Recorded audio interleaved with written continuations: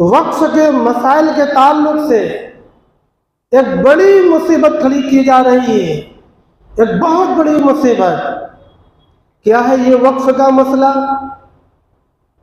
اور اس کی مصیبت کتنی بڑی مصیبت ہے؟ میں یہ سمجھتا ہوں کہ موبائلوں کے ذریعے سے آپ نے بہت کچھ سمجھ لیا ہوگا، بہت سی باتیں آپ کے علم میں ہوں گی، لیکن چند باتیں نمونے کے طور پر میں عرض کرنا آج کے دن ضروری سمجھتا ہوں۔ آج 13 سپتمبر ہے، بارکوڈ کو اسکین کرنے کا آخری دن ہے، یعنی ہمیں جو کرنا ہے وہ کرنے کا کام آج آخری دن ہے۔ نہ جانے کتنے لوگ ابھی اس کام کو کیے نہیں ہوں گے، کتنے ایسے خوابیدہ لوگ ہوں گے، کتنے ایسے سوئے ہوئے لوگ ہوں گے، لاپرواہ انسان ہوں گے جن کو ابھی تک ان مسائل کا علم نہیں ہوا ہوگا۔ زمین پیروں کے نیچے سے زمین نکل رہی ہے، چھت سر کے اوپر سے چھت چھینے جا رہی ہے، مگر ہم میں ایسے سوئے ہوئے لوگ بھی موجود ہیں جن کو کچھ بھی احساس نہیں ہوتا۔ ان کو صرف اپنی روزی روٹی سے مطلب ہے، صرف اپنی ذات سے مطلب ہے۔ وہ سماج کے لیے نہیں جیتے، وہ معاشرے کے لیے نہیں ہوتے، وہ اسلام کے لیے بھی نہیں ہوتے، وہ اللہ کے لیے بھی نہیں ہوتے۔ وہ خود انسان بھی ہے، وہ خود اپنے آپ کے خدا بھی ہے، وہ اپنے آپ کے مالک بھی ہے، وہی اپنے آپ کے غلام بھی ہے۔ ایسے لوگ ہیں جنہوں نے ابھی اپنے کام کو مکمل نہیں کیا ہے۔ وقف کیا ہے؟ اس سے پہلے بھی میں نے بتلایا تھا، آج بھی میں بتلاتا ہوں۔ وقف ایک عبادت ہے، جیسے نماز، روزہ، حج اور زکوٰۃ، قربانی کرنا، صدقۃ الفطر دینا، یہ تمام عبادتیں ہیں۔ اسی طریقے سے وقف کرنا یہ ایک عبادت ہے، اور یہ خالص اسلامی مسئلہ ہے، خالص اسلامی مسئلہ ہے۔ جیسے نماز، جیسے حج، جیسے عمرہ، یہ خالص اسلامی مسئلہ ہے، اسی طریقے سے وقف کرنا یہ خالص اسلامی مسئلہ ہے۔ آدمی کیوں وقف کرتا ہے؟ اللہ تبارک و تعالیٰ کی رضا اور خوشنودی حاصل کرنے کے لیے، تاکہ ہمارا رب ہم سے راضی ہو جائے۔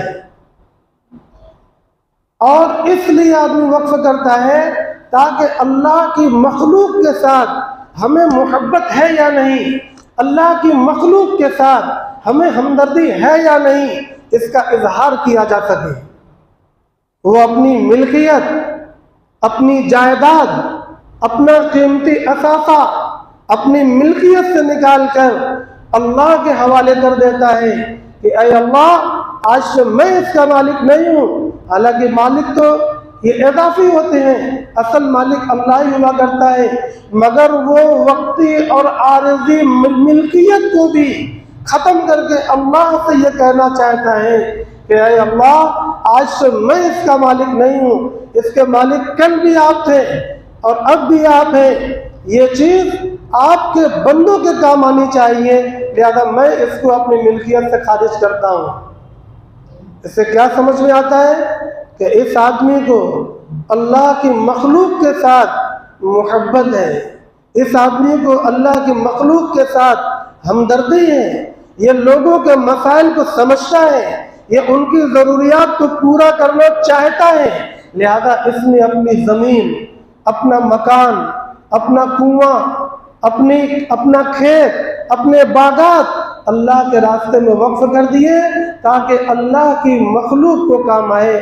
چنانچہ وہ چیزیں اس کی ملکیت سے خارج ہو جاتی ہیں اور اللہ کے نام پر وقف ہو جاتی ہیں، پھر وہ اس چیز کو بیچ نہیں سکتا، اس چیز کو ہبہ نہیں کر سکتا، اس چیز کو گروی نہیں رکھ سکتا، اس چیز پر اس کی وراثت نہیں چل سکتی، اب وہ اللہ کی ملکیت ہے ہمیشہ ہمیشہ کے لیے۔ یہ ہے وقف، اسلام کے اندر ایک عبادت ہے، اور بہت عظیم عبادت ہے، بہت انوکھی عبادت ہے۔ یہ ایسی عبادت ہے کہ جب یہ آیت نازل ہوئی، لن تنالوا البر حتى تنفقوا مما تحبون، جہاں سے چوتھا پارہ شروع ہوتا ہے، اللہ فرماتے ہیں کہ تم ہرگز نیکیاں حاصل نہیں کر سکتے یہاں تک کہ تم اللہ کے راستے میں وہ چیز خرچ کرو جو تمہیں سب سے زیادہ محبوب ہو۔ حضرت ابو طلحہ انصاری رضی اللہ تعالیٰ عنہ آتے ہیں، فرماتے ہیں یا رسول اللہ، مجھے بیرحا کا باغ سب سے زیادہ محبوب ہے، اللہ نے یہ آیت نازل فرمائی ہے، میں اپنا باغ آپ کے حوالے کرتا ہوں، آپ جہاں چاہیں اب اسے اللہ کی راہ میں لگا دیں۔ نبی پاک صلی اللہ علیہ وسلم نے ایک مشورہ دیا، اس مشورے کے تحت وقف ہو گیا۔ عبداللہ بن عباس رضی اللہ تعالیٰ عنہ آتے ہیں، فرماتے ہیں فلاں باغ مجھے سب سے زیادہ پسند ہے، اے اللہ کے رسول میں اسے وقف کرنا چاہتا ہوں۔ حضرت عمر رضی اللہ تعالیٰ عنہ آتے ہیں، کہتے ہیں یا رسول اللہ، خیبر کے مال غنیمت میں ملا ہوا پھلا باغیچہ مجھے سب سے زیادہ پسند ہے، میں اسے وقف کرتا ہوں۔ ابو بکر صدیق رضی اللہ عنہ نے وقف کیا۔ حضرت عثمان غنی رضی اللہ تعالیٰ عنہ نے روما کا وہ کنواں جس کا پانی مدینے میں سب سے میٹھا تھا مگر بلا قیمت یہودی کسی کو پانی دیتا نہیں تھا، پانی کی پریشانی تھی، حضرت عثمان غنی رضی اللہ تعالیٰ عنہ نے منہ مانگی قیمت ادا کر کے وہ کنواں خریدا، کنواں اور اس کے پانی کو وقف کر دیا۔ خلفائے راشدین میں ہر ایک نے وقف کیا ہے، اور صحابہ کرام رضی اللہ تعالیٰ عنہ مجمعین کی سیرت میں یہ بات آتی ہے۔ بعض صحابہ عرض کرتے ہیں میں کسی ایسے صحابہ کو نہیں جانتا جنہوں نے اپنی ملکیت کو وقف نہ کیا ہو۔ صحابہ کے اندر ذوق تھا، وقف کرنے کا شوق تھا۔ ہر صحابی اس کے پاس بڑا ہوتا یا چھوٹا، معمولی چیز ہوتی یا قیمتی، اللہ کے راستے میں وقف کر کے اس آیت پر ضرور عمل کرتا تھا۔ محترم بھائیوں اور دوستوں، اسی ذوق و شوق کو دیکھ کر آج تک کی امت نے اس ذوق و شوق کو باقی رکھا۔ 1400 سال سے امت وقف کرتی چلی آ رہی ہے۔ ہندوستان کے اندر جہاں ہزاروں سال سے مسلمان رہتے ہیں اور 800 سال تک مسلمانوں نے یہاں پر حکومت کی ہے، تب سے آج تک مسلمانوں نے اپنی ذاتی ملکیتوں کو وقف کیا ہے۔ اپنی ذاتی وجہ کیا ہے؟ جو میں نے ذاتی کی قید لگائی، جیسے مسجد کا مسئلہ ہے، غصب کی زمین پر مسجد قائم نہیں ہو سکتی، بغیر ملکیت کی زمین پر مسجد قائم نہیں ہو سکتی، بے ایمانی کی زمین پر مسجد قائم نہیں ہو سکتی، اگر کوئی کر دے گا وہ مسجد قرار نہیں پائے گی۔ بالکل یہی مسئلہ وقف کا بھی ہے۔ وقف کرنے کے لیے اس چیز کا مالک ہونا ضروری ہے، بغیر ملکیت کے کوئی چیز وقف نہیں ہو سکتی۔ جن لوگوں نے وقف کیا پہلے اس کو خرید کر اس کو اپنی ملکیت میں لیا ہے، پھر اس کو وقف کیا ہے۔ یہاں پر بڑے بڑے بادشاہ گزرے ہیں اور مسلمانوں میں بڑے بڑے عمرا گزرے ہیں، ایسے بڑے بڑے امیر جنہوں نے ہندوستان کی حکومت کو 8000 کلو سونا چندے میں دیا ہے۔ یہ بھی کوئی بات نہیں ہوئی، اس سے بھی بڑے بڑے عمرا مسلمانوں میں گزرے ہیں، انہوں نے اپنی جائیدادوں کو وقف کیا ہے۔ فیروز شاہ تغلق، شیر شاہ سوری، عالمگیر، اورنگزیب، دیگر بہت سے نام، لمبی فہرستیں ہیں، بہت سی بیگمات، بہت سے نواب، بہت سی شہزادیاں اور بہت سے ذاتی لوگ، انہوں نے ہزاروں ہزار بسوے، ہزاروں ہزار ایکڑ زمینوں کو مخلوق خدا کی منفعت کے لیے وقف کیا ہے۔ آج اس ملک میں ہمارے اکابر کی وقف شدہ جائیداد تقریباً 9 لاکھ ایکڑ سے زائد ہیں۔ کتنے؟ 9 لاکھ ایکڑ سے زائد ہیں، جن میں آدھے پر غیروں نے پہلے ہی قبضہ کر رکھا ہے اور ان میں بچی ہوئی آدھے پر اپنوں نے قبضہ کر رکھا ہے۔ 9 لاکھ ایکڑ اتنی زمینیں ہیں کہ اگر صرف ان پر آمدنی کر لی جائے تو مسلمانوں میں غربت ختم ہو سکتی ہے۔ ان پر ہاسپٹلیں قائم کر لی جائے تو علاج کے لیے بھٹکنا نہیں پڑے گا۔ ان پر اسکول، کالج اور مدرسے قائم کر دیے جائیں، ان پر مارکیٹیں بنا دی جائیں تو مسلمانوں کو کسی کے سامنے ذلت کے ہاتھ نہیں اٹھانے پڑیں گے، سوال نہیں کرنا پڑے گا۔ اتنی زیادہ جائیدادیں ہمارے اکابرین نے وقف کی ہیں۔ حکومت پالیسی بنا رہی ہے، اس سے پہلے بھی پالیسی بنی تھی۔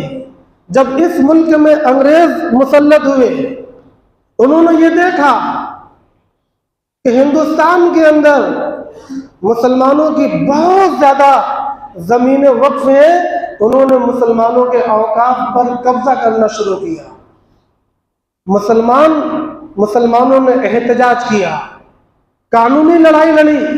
اس وقت لڑنے کے جتنے اسباب تھے ان تمام اسباب کو مسلمانوں نے اختیار کیا اور 1923 میں انگریزوں نے خود وقف کی حفاظت کے لیے قانون بنایا، مگر وہ قانون ایسا کامل و مکمل نہیں تھا۔ بہرحال وقف ایکٹ وجود میں آ گیا، اس کے بعد ملک آزاد ہوتا ہے۔ 1954 میں پھر وقف کے لیے قانون بنا، 1955 میں بنا، 1995 میں بنا، 2006 میں بنا، 10 میں بنا، 13 میں بنا۔ بار بار وقف کے قانون وقف کی حفاظت کے لیے بنتے رہے۔ آج کی موجودہ حکومت جس کو اس ملک میں مسلمان نہیں بھاتے ہیں، وہ اس ملک میں مسلمانوں کو گھسپیٹھیوں کی طرح دیکھتی ہے، غداروں کی طرح دیکھتی ہے۔ ان کے خلاف علل اعلان اجلاس ہوتے ہیں اور نعرے لگتے ہیں۔ بھلا وہ صاحب ہمارے جائیداد کی، ہمارے زمینوں کی کیا حفاظت کریں گے؟ جب ان کو ہمارا وجود برداشت نہیں ہے تو ظاہر سی بات ہے کہ ہماری زمینیں وہ قبضہ کریں گے۔ اس کے لیے پارلیمنٹ کے اندر ایک بل پاس کی جا رہی ہے جس میں 40 جگہ ترمیم کرنے کی بات چلائی جا رہی ہے، اور وہ ترمیم بہت اہم پوائنٹ پر ہے۔ تفصیل کا وقت نہیں ہے، بس یہ بتلانا ہے کہ اگر وہ ترمیم ہو جاتی ہے تو جو وقف کے حفاظت کی کمیٹی ہے مسلمانوں کی وہ ختم ہو جائے گی، اور یہ مدارس، مساجد، مقبرے، قبرستان،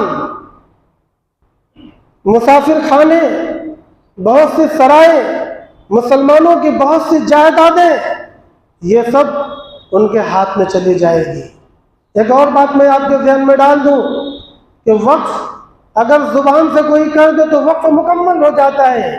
پہلے زمانوں میں لکھا پڑھی کا اتنا اہتمام نہیں تھا۔ جو جائیدادیں 400 سال پہلے، 300 سال پہلے، 500 سال پہلے وقف کی گئی، ہو سکتا ہے، غالب گمان ہی ہے کہ آج ان کے کاغذات نہیں ملیں گے۔ بہت سے کاغذات کھو گئے، بہت سے کاغذات کہیں دب گئے، بہت سی جائیدادوں کے کاغذات ملنے والے نہیں ہیں، لیکن حکومت، آج تک کی حکومت نے ان کو مسلمانوں کی وقف شدہ ملکیت تسلیم کیا ہے۔ آج ترمیم کر کے وہ یہ کہنا چاہتے ہیں کہ ہم سروے کرائیں گے، جن کے کاغذات ملیں گے ان کو وقف مانا جائے گا، باقی وقف نہیں مانا جائے گا۔ ظاہر سی بات ہے کہ آج 75 سال سے آزادی کے بعد تقریباً 80 سال ہو رہے ہیں، اور اس سے پہلے جب انگریز آئے ان سے جھگڑا ہوا، تب سے آج تک جو وقف مانا جا رہا تھا اب وقف نہیں مانا جائے گا۔ یہ بے ایمانی ہی تو ہے۔ اسی کے لیے یہ بتلایا جا رہا ہے کہ وقف بورڈ کی طرف سے، مسلم پرسنل لا کی طرف سے، جمعیت کی طرف سے، ہماری تمام معتبر اور سربراہ تنظیموں کی طرف سے بار بار یہ اپیل کی جا رہی ہے کہ جتنے لوگوں کے بھی جی میل ہوں اب اپنی آئیڈیوں سے اس کو بار کوڈ کو اسکین کریں اور اس کو کلک کریں۔ پورا میٹر بنا ہوا ہے، آپ کو کچھ نہیں کرنا ہے، بس 1 سے 2 منٹ کا کام ہے، اس کام کو کریں۔ آج آخری دن ہے، میں 20 پیپر لے کر آیا ہوں، مسجد میں انشاءاللہ 2 پیپر چپک جائیں گے۔ جن حضرات کو چاہیے جمعہ کے بعد میں بیٹھوں گا، مجھ سے وہ اسکین والا کاغذ لے، اپنے علاقوں میں، اپنے محلوں میں آج کے دن اپنے پورے وقت کو فارغ کر کے، آج کے دن اپنے پورے وقت کو فارغ کر کے جس قدر جدوجہد ہو سکے اس قدر اس کام کو انجام دیں۔ میں آپ کو بتلاؤں، یہ جنگ ہتھیاروں کی نہیں ہے، اور جنگ کبھی ہتھیار کی تھی بھی نہیں۔ کبھی بھی اللہ تبارک و تعالی نے انبیاء کی تعداد کی وجہ سے اور ہتھیار کی وجہ سے مدد نہیں فرمائی۔ آپ تاریخ اٹھا کر دیکھیں، آپ قرآن کو اٹھائیں، جب بھی اللہ نے مدد کی تو کس کی مدد کی؟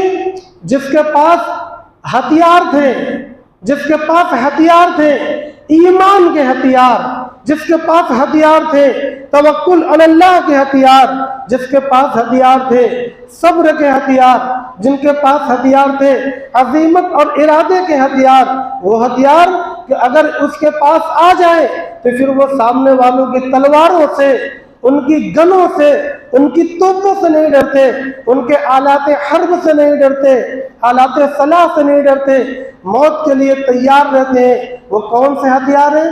وہ ایمان کے ہتھیار ہیں، وہ توکل کے ہتھیار ہیں، وہ دین کے ہتھیار ہیں۔